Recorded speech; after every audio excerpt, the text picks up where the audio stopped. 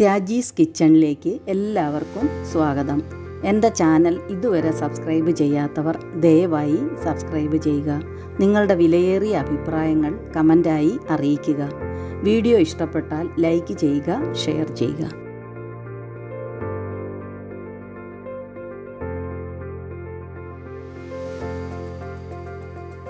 ഇന്ന് നമ്മൾ തയ്യാറാക്കാൻ പോകുന്നത് ബീഫ് സ്റ്റിർ ഫ്രൈ. ബീഫ് ഈ കനത്തിൽ കട്ട് ചെയ്തെടുക്കുക.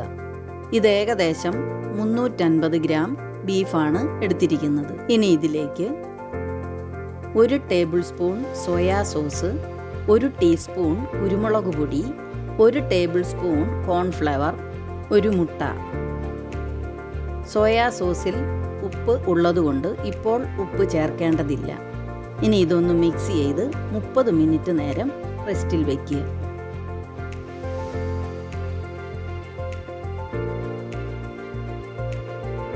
ഇപ്പോൾ 30 മിനിറ്റ് കഴിഞ്ഞിട്ടുണ്ട്.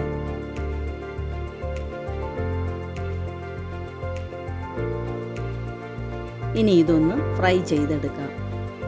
പാൻ ചൂടാകുമ്പോൾ ഫ്രൈ ചെയ്യാൻ ആവശ്യമായ ഓയിൽ ഒഴിച്ചു കൊടുക്കുക.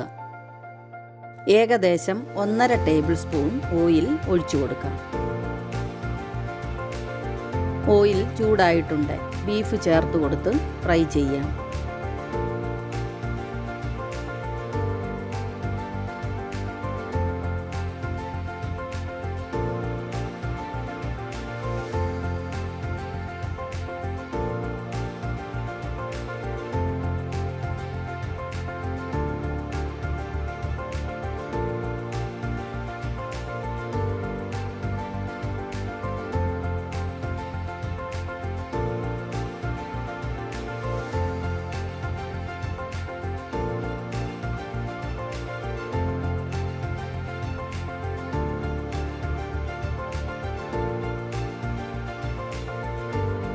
ഒരു വശം ഏകദേശം ഫ്രൈ ആയിട്ടുണ്ട്. ഇത് തിരിച്ചിട്ട് കൊടുക്കാം.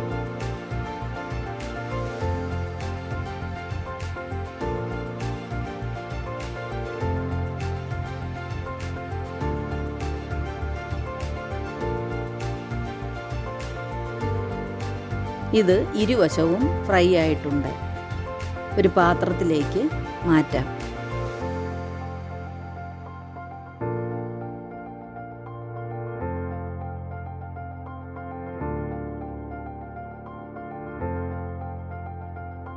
ഒരു പാത്രത്തിൽ കുറച്ച് വെള്ളമെടുത്ത് അല്പം ഉപ്പും ചേർത്ത് തിളപ്പിക്കാം.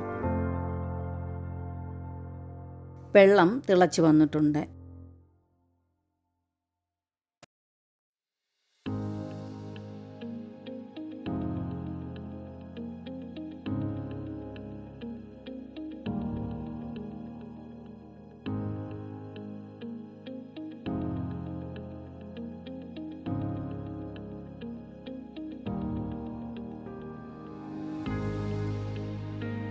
ബ്രൊക്കോളി കട്ട് ചെയ്തത്, ഒരു കാരറ്റ് ഇതുപോലെ കട്ട് ചെയ്തത് ചേർത്ത് 1 മിനിറ്റ് നേരം ബോയിൽ ചെയ്യുക.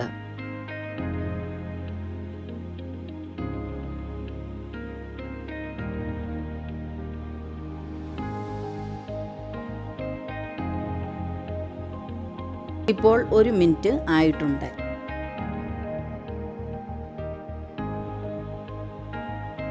ഇനി ഇത് ഐസ് വാട്ടറിലേക്ക് ഇടാം.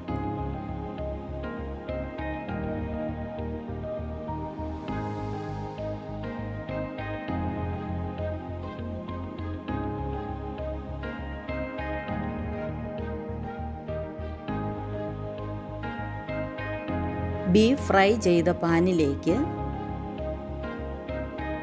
6 വെളുത്തുള്ളി ചോപ്പ് ചെയ്തത്,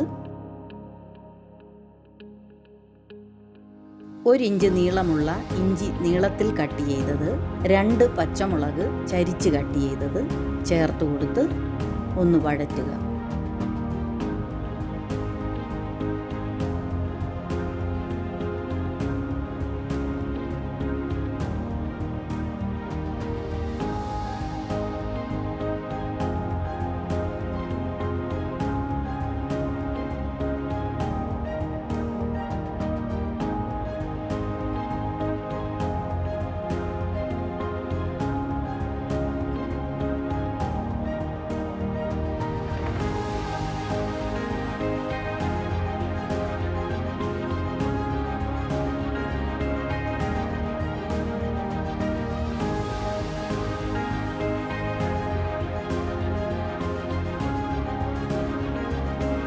എല്ലാം ഒന്ന് വഴന്നു വന്നിട്ടുണ്ട്. ഇതിലേക്ക് 1 ടീസ്പൂൺ സോയാ സോസ്, 1 ടീസ്പൂൺ വിനാഗിരിയും ചേർത്ത് ഇളക്കി യോജിപ്പിക്കുക. 1/2 കപ്പ് ചൂടുവെള്ളം ചേർത്ത് കൊടുത്ത ശേഷം റെഡ് കളർ ക്യാപ്സിക്കം കട്ട് ചെയ്തത്, യെല്ലോ കളർ ക്യാപ്സിക്കം കട്ട് ചെയ്തത് ചേർത്ത് കൊടുക്കുക.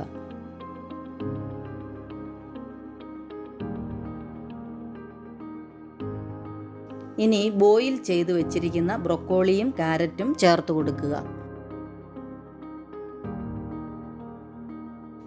ഇപ്പോൾ ഉപ്പ് നോക്കിയിട്ട് ആവശ്യമെങ്കിൽ ചേർത്ത് കൊടുക്കാം. വെജിറ്റബിൾ എല്ലാം ഏകദേശം വെന്തു വന്നിട്ടുണ്ട്. ഇനി ഫ്രൈ ചെയ്ത് വെച്ചിരിക്കുന്ന ബീഫ് ചേർത്ത് കൊടുക്കാം.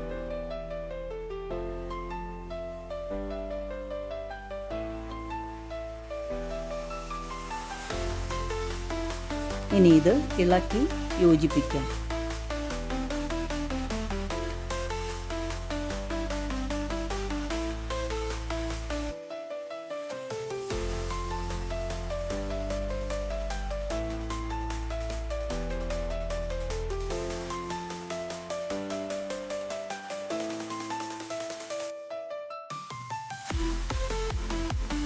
ഇനി ഒരൽപ്പം ഉണങ്ങിയ പാർസ്ലി ചേർക്കാം.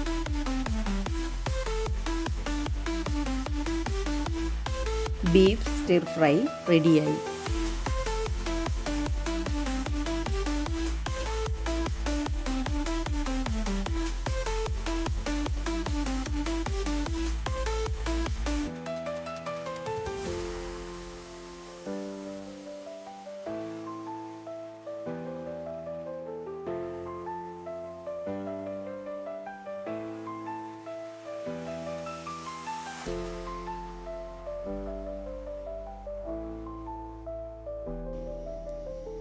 ഇനി മറ്റൊരു വീഡിയോയുമായി വീണ്ടും കാണാം.